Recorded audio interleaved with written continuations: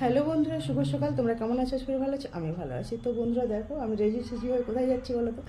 আশা করি তোমরা বুঝতে পেরেছো, মাঠে যাচ্ছি, কারণ মাঠের পাশে পরে নিয়েছি। তো মাঠে যাওয়ার জন্য রেডি হয়ে গেছি। তো মাঠে কী কাজে যাচ্ছি, কেন যাচ্ছি, তোমরা আমার ব্লগ দেখতে থাকো, অবশ্যই বুঝতে পারবে। আমার ব্লগ ভালো লাগলে অবশ্যই লাইক কমেন্ট শেয়ার করে পাশে থেকো। তোমরা ভালো থেকো, সুস্থ থেকো। তো চলো, মাঠে কেন যাচ্ছি, কী কাজে যাচ্ছি, তোমাদের সঙ্গে একটু শেয়ার করি।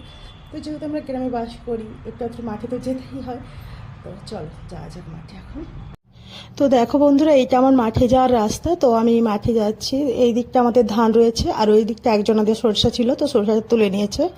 তো এই যে বলতে বলতে, তোমাদের সঙ্গে কথা বলতে বলতে অলরেডি আমি মাঠে পৌঁছে গেছি। তো এই যে এটা আমাদের বাগান। তো দেখেছো বিভিন্ন রকম ফল গাছ লাগানো রয়েছে আমাদের বাগানে। তো এই যে চলে এসেছি অলরেডি মাঠে। তো এই যে দেখো কত ঘাস হয়েছে বন্ধুরা, দেখো একদিনের বৃষ্টিতে প্রচুর ঘাস হয়ে গেছে জমিতে। তো বৃষ্টি হয়ে গেছিলো, শুকনো না হলে তো ঘাস তোলা যাচ্ছে না।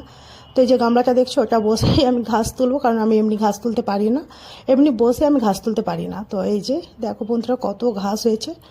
তো এইগুলো আমাকে এখন তুলতে হবে। এই যে আমি খুরপি দিয়ে ঘাসগুলো তুলবো।